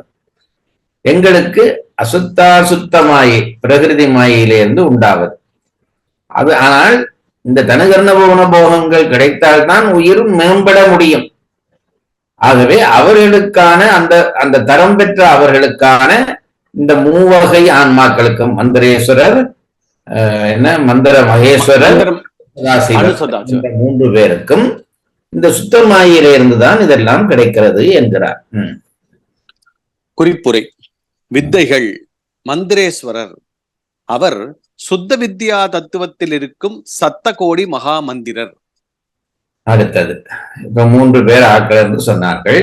உரையாசிரியர் நமக்கு வழங்கப்படுத்துகிறார். இந்த மந்திரேஸ்வரர் என்ற ஆட்கள் யார்? 3ஆக பிரித்தார். மந்திரேஸ்வரர், மந்திர மகேஸ்வரர், அணுசதாசிவர் என்ற 3 பேர். இந்த மந்திரேஸ்வரர் யார் என்றால் அதைத்தான் சொல்லுகிறார். சொல்லுங்கள். அவர் சுத்த வித்யா தத்துவத்தில் இருக்கும் சத்த கோடி மகா மந்திரர். வித்யா தத்துவம் என்று நாங்கள் படித்தோம். இது சுத்த வித்யா தத்துவம். நாங்கள் படித்த கலை நியதி, கலை வித்தை, அராகம் என்று அந்த வித்தை படிக்கிறோம் அல்லவா? அந்த வித்தை சுத்தமையில தனியே இருக்கிறது. நாங்கள் படிக்கிறது 36 தத்துவம் படிக்கிறது நமக்குரிய வரிசையாக படித்தோம். அப்போ அங்கே போன அபரமுத்தர்களுக்கும் இந்த வித்யா தத்துவம் என்ற ஒன்று இருக்கும். அவர்களுக்கு அது எங்கே இருந்து தோன்றுகிறதுன்னு சொல்ற அந்த வரியை திருப்பி படியுங்கள். அவர் சுத்த வித்யா தத்துவத்தில் இருக்கும் சத்த கோடி மகா மந்திரர். அவர்களுக்கு என்ன பெயர் என்றால் 7 வகையானவர்கள். சப்த கோடி மகா மந்திரர். இது பற்றி நான் முன்பும் சொல்லி இருக்கிறேன். இங்கே கோடி என்றது எண்ணிக்கையிலே வருகிற கோடி அல்ல. நாங்கள் இந்த எண்ணிக்கையிலே கோடி ரூபான்னு சொல்றோம், அந்த கோடி அல்ல. இது என்னவென்றால் 7 மந்திரங்கள் இருக்கின்றன. அது உயர் மந்திரங்களினுடைய முடிவிலே இந்த மந்திரத்தை சொன்னால் அந்த மந்திரங்கள் பன்மடங்காக சக்தி பெறும். அதனால்தான் கோடி என்பது, இந்த வீட்டு கோடி என்று சொல்லுற வழக்கம் உங்க ஊர்ல இருக்கா? கோடியிலே போய் பாருன்றால் வீட்டு கோடின்னா பின்பக்கம் வைக்கிறது. 7 மந்திரங்களை மற்ற மந்திரங்களோடு கடைசியிலே சேர்க்கிற பொழுது அந்த மந்திரங்களுடைய பவர் அதிகமாகும். இந்த 7 மந்திரங்களுக்கு அதிபதியாக இருக்கிறவர்கள் தான் இந்த மந்திர மகேஸ்வரர் என்கிறவர்கள். நான் சொல்றது அந்த 7 மந்திரம் என்னென்ன என்று எனக்கு இப்போ உடனே சொல்ல தெரியவில்லை. அதிலே இந்த அஸ்திராயப்பட் என்று ஒன்று சொல்வார்கள். அப்படி 7 மந்திரங்கள் அது நான் வேண்டாம், அடுத்த வகுப்பிலே சொல்லுகிறேன். 7 மந்திரங்களை சொன்னால் மந்திரங்களுடைய பவர் கூடும். அந்த 7 மந்திரங்களுக்கு அதிபதியாக இருக்கிறவர்கள் தான் சப்த கோடி மகா மந்திரர் என்று சொல்லப்படுகிறவர்கள். இவர்களைத்தான் நாங்கள் மந்திரேஸ்வரர் என்று சொல்கிறோம் என்கிறார். வித்தைகள் மந்திரேஸ்வரர். அவர் சுத்த வித்யா தத்துவத்தில் இருக்கும் சப்த கோடி மகா மந்திரர். 2ஆம் குறிப்பு வித்த ஈசர் அட்ட வித்தியேஸ்வரர். அவர் அனந்தர், சூக்குமர், சிவோத்தமர், ஏகநேத்திரர், ஏகருத்திரர், திரிமூர்த்தர், சீகண்டர், சிகண்டி என்னும் எண்மர். அட்ட வித்யேஸ்வரர் என்று இன்னொரு பகுதியினர். இப்ப நாங்கள் எதை படித்துக் கொண்டிருக்கோம் திருப்பி கூட்டுகிறேன். நாங்கள் படித்துக் கொண்டிருக்கிறது அந்த அவரமுத்தர்கள் யார் என்றுதான் படிக்கிறோம். அவரமுத்தர்களிலே முதல் 7 பேர் 7 மந்திர ரூபமாக இருக்கிற அதிபதிகள். அடுத்தது 8 பேரை சொல்லுகிறார். இந்த 8 பேருக்கும் பெயர் சொல்லுகிறார். அட்ட வித்யேஸ்வரர் என்று அவர்களுக்கு பெயர். வித்த ஈசர் அட்ட வித்யேஸ்வரர். அவர் அனந்தர், சூக்குமர், சிவோத்தமர், ஏகநேத்திரர், ஏகருத்திரர். இன்னும் கொஞ்சம் மெல்ல சொல்லுங்கள் என்ற புது பெயர் எங்களுக்கு. அனந்தர், சூக்குமர், சிவோத்தமர், ஏகநேத்திரர், ஏகருத்திரர், திரிமூர்த்தர், ஸ்ரீகண்டர், சிகண்டி என்னும் எண்மர் இதிலே வருகிறார்கள். இவர்கள் இன்னொரு பகுதியினர். இவர் ஈஸ்வர தத்துவத்தில் இருக்கும் ஈஸ்வரனை சூழ்ந்திருந்து மாயையின் கீழ் உண்டாகிய சிருட்டி முதலிய கிருத்தியங்களை சிவனுடைய ஏவலால் செய்பவர்களாய் அபரமுத்தி பெற்றிருப்பவர். இவர்கள் என்னவென்றால் இந்த கிளாக்காய் இருந்து சில ஆபீசர்ல கிளாக்காய் இருந்து மேனேஜரா வந்துடுவார்கள். ப்ரொமோஷன்ல வந்து மேனேஜரா வந்து பிறகு ஆபீஸை நடத்துவார்கள். அதுபோல முதல் சொன்ன அந்த 7 பேரும் இந்த நேரம் அங்க இறைவனுக்கு கிட்ட போயிடுவார்கள். இவர்கள் கீழே இருந்து மேலே வந்து இறைவன் செய்கிற தொழில்களை இவர்கள் ஊடாக இறைவன் செய்வான். அதற்கு இவர்கள் பயன்படுவார். அதுதான் இந்த 8 பேரும். அது வாசிங்க திருப்பி. இவர் ஈஸ்வர தத்துவத்தில் இருக்கும் ஈஸ்வரனை சூழ்ந்திருந்து எந்த தத்துவம் கவனிச்சுக் கொள்ளுங்கள். நாதம் பிந்து ஈஸ்வரத்துக்கு வந்து விட்டார்கள். 3வது தத்துவத்தில் இருக்கிற அந்த ஈஸ்வர தத்துவத்தை சூழ்ந்திருந்து இவர் ஈஸ்வர தத்துவத்தில் இருக்கும் ஈஸ்வரனை சூழ்ந்திருந்து மாயையின் கீழ் உண்டாகிய சிருட்டி முதலிய கிருத்தியங்களை சிவனுடைய ஏவலால் செய்பவர்களாய் அபரமுத்தி பெற்றிருப்பவர். இவர்களுக்கு அந்த தகுதி வழங்கப்படும். அதாவது ஈஸ்வர தத்துவத்தை சூழ்ந்திருப்பார்கள். இவர்களுக்கு சிருஷ்டி முதலிய செய்கின்ற அதிகாரம் வழங்கப்படும். குறிப்பு 3 சதாசிவர். அணு சதாசிவர் என்பது சதாசிவர் என தலை குறைந்து நின்றது. அணு சதாசிவர் தான் இவருக்கு உண்மையான பெயர். தலை குறைந்து என்றால் முன்பகுதி குறைந்திருக்கிறது. அணுன்றதை நிப்பாட்டியாச்சு. தலை என்பது முதற் பகுதி என்று அர்த்தம். அது நிப்பாட்டி சதாசிவர் என்று சொல்லப்படுகிறது. உண்மையிலே அவருடைய பெயர் அணு சதாசிவர். இவர்கள் யார் என்றால் அவர் பிரணவர், சாதாக்கியர், தீர்த்தர், காரணர், சுசீலர், ஈசர், சூக்குமர், காலர், தேகேஸ்வரர், அங்சு என்னும் 11 என்றால் 10 பேர். முதலிலே சொல்லப்பட்டவர்கள் 7 பேர் சப்தகோடி மகாமந்திரர். பிறகு 8 பேர் அட்ட வித்யேஸ்வரர். அது பிறகு இப்ப 10 பேர். இந்த 10 பேருடைய பெயர் சொல்லி இருக்கிறார்கள். ஆற்றல் உள்ளவர்கள் அதை மனதிலே வைத்துக் கொள்ளுங்கள். அந்த 10 பேரும் யார் என்றால் சொல்லுங்கள். அவர் பிரணவர், சாதாக்கியர், தீர்த்தர், காரணர், சுசீலர், ஈசர், சூக்குமர், காலர், தேகேஸ்வரர், அங்சு என்னும் பதின்மர். இவர் சாதாக்கிய தத்துவத்திலே சதாசிவமூர்த்தியை சூழ சேவித்துக் கொண்டிருந்து போகங்களை புசிக்கும் அபரமுத்தராவர். அவர்கள் சுத்தமாயிலேயும் ஒரு போகம் உண்டு. தனுகர்ண போன போகம் என்று சொன்னேனே, அங்கேயும் ஒரு போகம் உண்டு. அந்த போகத்தை புசித்தபடி இவர்கள் சதாசிவமூர்த்தியை, தத்துவத்திலே உங்களுக்கு தெரியும், நாங்கள் படித்தது ஈஸ்வர தத்துவத்தில்தான் இந்த முதல் 8 பேர் இருப்பார்கள். அதுக்கு கீழே வரக்கூடியதாகிய சதாசிவத்திலே, சதாசிவத்தை சூழ இந்த 10 பேரும் இருந்து கொண்டு அங்கே ஏற்படுவதாகிய போகங்களை புசித்தபடி இருப்பார்களா. தத்துவம் பரவரம் போகிறது. நாங்களும் அதை பிடிச்சு பிடிச்சு கொஞ்சம் கொஞ்சமா மேல போகணும். புத்தியாலே அதை பிடிக்கிறோம், இனி அனுபவத்தாலே பிடித்தால் முத்தி. இவர் சாதாக்கிய தத்துவத்திலே சதாசிவமூர்த்தியை சூழ சேவித்துக் கொண்டிருந்து போகங்களை புசிக்கும் அபரமுத்தராவர். இவர் மூவரும் விஞ்ஞானாகலராயிருந்து அபரமுத்தரானோர். அடுத்த சப்ஜெக்ட் வருகிறார். இப்ப நாங்கள் சொன்ன இந்த 3 பேரும், அதாவது சப்தகோடி மகாமந்திரர், அட்டையேஸ்வரர், அதுக்கு பிறகு சொன்ன இந்த 3 வகை பேரையும் தான் நாங்கள் என்ன சொல்லுகிறோம், அபரமுத்தர்கள் என்று சொல்லுகிறோம். இந்த அபரமுத்தர்கள் எங்கே இருந்து வந்தார்கள் என்று கேட்டால், விஞ்ஞானகலராக இருந்தவர்கள இருந்து ப்ரமோஷன் கிடைத்தவர்கள். விஞ்ஞான கலர் யார்?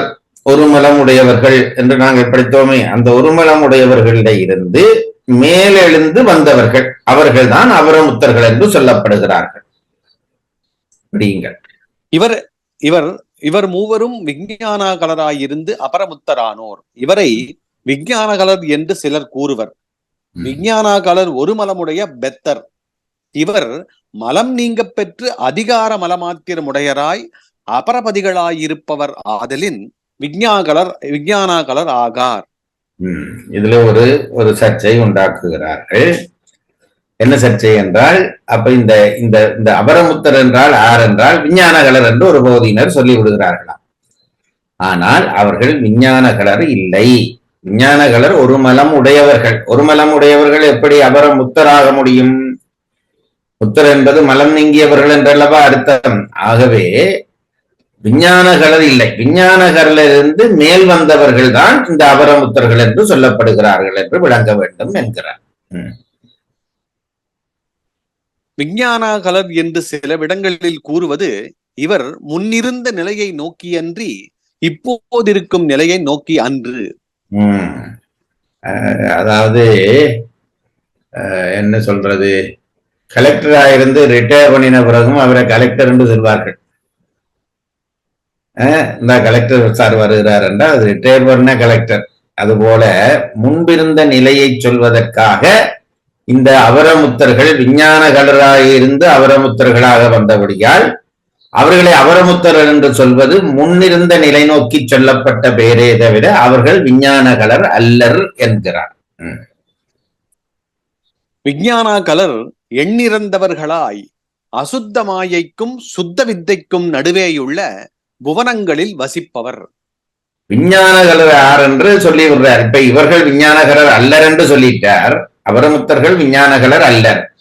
அப்ப யார் சார் விஞ்ஞானகலர் என்று கேட்டால் அவர்களுக்கான ஸ்பேஸை அடையாளப்படுத்துகிறார். அவர்கள் யார் என்றால் விஞ்ஞானகலர் என்பவர் அசுத்த மாயைக்கும் சுத்த வித்தைக்கும் நடுவேயுள்ள புவனங்களில் வசிப்பவர்.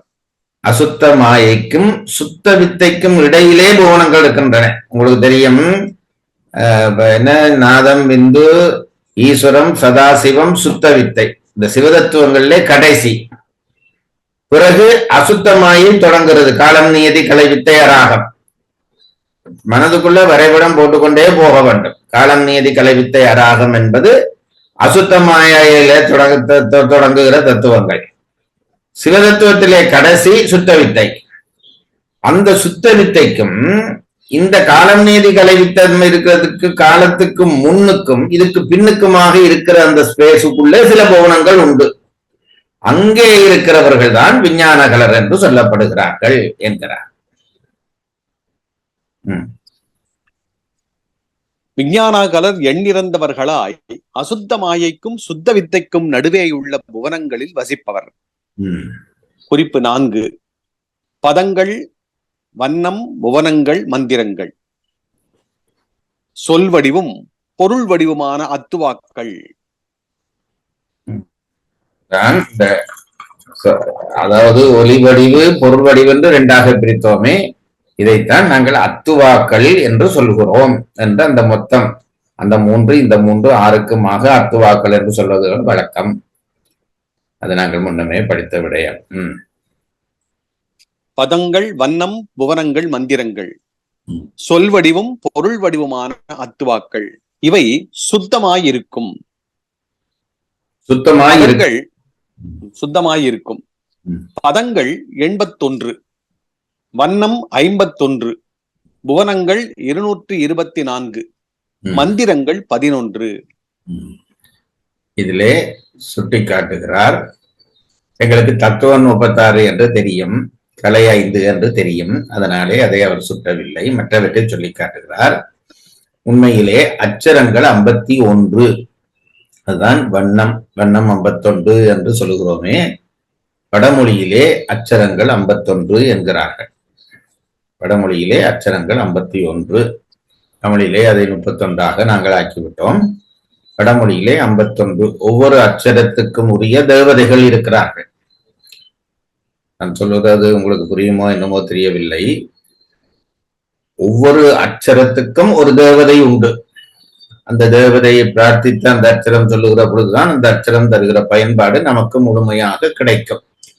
அப்படி சொல்லப்படுகிற வண்ணம் என்று சொல்லப்படுகிற அச்சரம் 51, பதம் 81. 81. பதம் 81, மந்திரம் புவனங்கள் 224. அந்த மந்திரம் எவ்வளவு? மந்திரம் 11. மந்திரம் 11. அதுதான் நாங்கள் இந்த தீட்சை பெறுகிற பொழுது சொல்லித் தருவார்கள். இசாய நம, தத்புருஷாய நம, அஹோராய நம, வாமதேவாய நம, சத்யோசாதாய நம என்று அதை என்ன சொல்றது, அதுக்கு ஒரு பேர் இருக்கிறது, என்ன, சங்கீதா மந்திரங்கள் என்று சொல்வார்கள். 11 மந்திரங்கள், 5ம் 6மாக அதை பிரித்து சொல்வார்கள். 11 மந்திரங்கள் சேர்ந்து மந்திரம் 11, பதம் 81, அட்சரம் 51. புவனங்கள் 224. புவனங்கள் 224 புவனங்கள் இருக்கிறதா. புவனம் என்பது பூமி என்று மனதில் வச்சுக் கொள்ளாதீர்கள். இந்த கிரகங்கள் எல்லாம் சேர்ந்த பால்வழிகள் எல்லாம் சேர்ந்து பிரபஞ்சம் என்கிறோமே, இது ஒரு புவனம். இப்படி 224 புவனம் இருக்கிறது என்கிறார்கள்.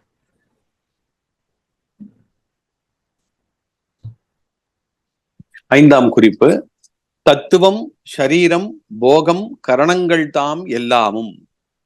தத்துவம் அபரமுத்தருக்கு வேண்டப்படும் தனு கரண போகங்களுக்கு காரணமாகிய காலம் முதற் பிருத்திவி ஈராக உள்ள 31 தத்துவங்கள். அதாவது அபரமுத்தர்களுக்கும் இதெல்லாம் தேவையல்லவா, அது மேலே ப்ரமோஷன் வந்தா அவர்களுக்கும் இவையெல்லாம் தேவை. சிவதத்துவம் 5 அது நிக்க மிச்சமாக இருக்கக்கூடிய 31 தத்துவங்களும் இவர்களுக்கு சுத்தமாயிக்குள்ளே இருக்கிற தத்துவங்களாக அமையும் என்கிறார். ஐயா, இந்த இடத்துல தனு கரண போகங்கள் தான் கொடுத்திருக்காங்க, புவனமே கொடுக்கல. அது வந்து பிரிண்டிங் சொல்லி, புவனம் என்னவென்றால் புவனம் அனுபவிக்கிற இடம், அது அது வந்துடும். இவைதான் அனுபவிக்கிறதுக்கான கருவிகள், ஆன்மாவுக்கான கருவிகள் என்றபடியால் அதை விட்டு இதை சொல்லுகிறார்கள். புரியுதுங்க.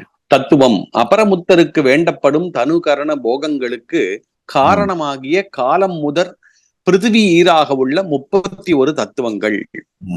ஷரீரம் தூல சூக்கும ஷரீரங்கள். கரணம் ஞானேந்திரிய கர்மேந்திரியங்களும் அந்த கரணங்களும். போகம் இங்கே கர்ம இது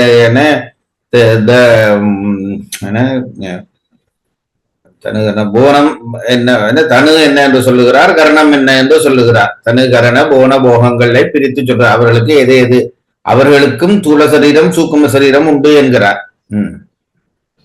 கரணம் ஞானேந்திரிய கர்மேந்திரியங்களும் அந்த கரணங்களும், போகம் போகிய பொருள், இவைகள் எல்லாம் சுத்தமாயா காரியமாகவே தோன்றும். எங்களுக்கும் இதெல்லாம் உண்டு. தனுகரண போன போகம் கிடையாது. எங்களுக்கு எல்லாம் அசுத்தமாயிலே என்று தோன்றது, அவர்களுக்கு எல்லாம் சுத்தமாயிலே தோன்றுவது. நான் சொன்னது போல 5 ஸ்டார் வடை தான் அவர்கள் சாப்பிடுவார்கள். குறிப்பு 6. வைந்தவம் விந்துவிலே தோன்றியது. அது விந்து தத்துவம், அதாவது சக்தி தத்துவம். அதாவது சிவ தத்துவம் சக்தி தத்துவம் என்று சொல்லுகிறோம். சக்தி தத்துவத்திலேதான் அது, அதுக்கு விந்து என்று ஒரு பெயர் உண்டு. சிவம் என்ன நாதம் பிந்து என்று பெயர் வருகிறோம். அந்த விந்து தத்துவத்திலே தோன்றுகிறபடியினாலே அதற்கு வைந்தவம் என்று பெயர். பொழிப்புரை.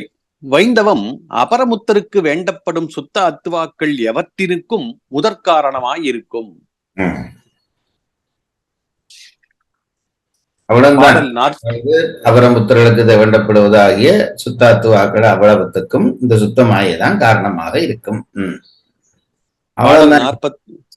போதும். நான் இதுக்கு திருப்பி மீள் வாசிப்பு படிங்க. பாடல் 45 மறுவாசிப்பு. பாடல் தலைப்பு அபரமுத்தருக்கு வேண்டப்படும் சுத்த அத்துவாக்களுக்கு வைந்தவம் முதற்காரணம். பாடல்.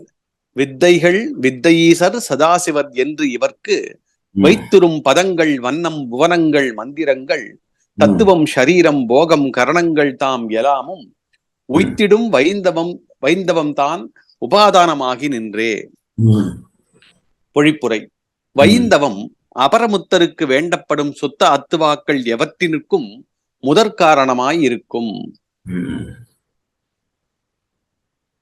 சுத்தாத்துவாக்கள் அவற்றுக்கும் என்றால் அவற்றுக்கு தோன்றக்கூடிய மந்திரம் பதம் வண்ணம் கோணம் தத்துவம் கலை, இந்த 6க்கும் சுத்தமாயிதான் காரணமாக இருக்கும். சரி, அடுத்த பாடல் படிக்கலாம்.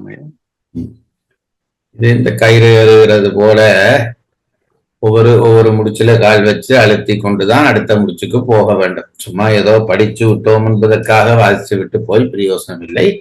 அழுத்தி விட்டு போனால் சித்தாந்த அறிவு வரும், சித்தாந்த ஞானம் வராது. என்னை பொறுத்தவரை சித்தாந்த ஞானம் வராத பட்சத்திலே சித்தாந்த அறிவை தூக்கி குப்பையிலே போட வேண்டியதுதான். அது நமக்கு என்ன செய்ய போறது? ஆணவத்தை இன்னும் அதிகரிக்க செய்யும். நான் சித்தாந்தம் படித்தவன் என்றால் ஆணவத்தை அதிகரிக்க செய்யும். அதுக்காக ஒரு புத்தகம் வைத்து படிக்க தேவையில்லை. ஆகவே மெல்ல மெல்ல மெல்ல இந்த மாடு இறைமிக்கிறது போல மீண்டும் மீண்டும் மீண்டும் மீட்டு ஒருபடியாக சமிக்க செய்தோமானால் உயிரிலே இந்த தத்துவம் பதிந்தால் முத்தி நோக்கி நாங்களும் மெல்ல மெல்ல நகர்ந்து வைந்தவ தனுகரண புவனோகங்களை பெறுகிற வாய்ப்பினை பெறுவோம். அடுத்த பாடல் போலாம். இல்லையா? போதும். சரி, சரிங்க, நன்றி. உயிரை அன்பில் வளர்த்து அருளாக்கும் இம்முயற்சியில் இணைந்து பங்கேற்றமைக்கு நன்றி. இறைப்பணியான இம்முயற்சியின் மற்ற பதிவுகளை கேட்க www.karka.in வலைத்தளம் அல்லது யூடியூபில் கற்க கசடர சைவ சித்தாந்த தொடர் வகுப்புகள் என்ற இணைப்பிலும் காணலாம். நன்றி, வணக்கம். சிவார்ப்பணம்.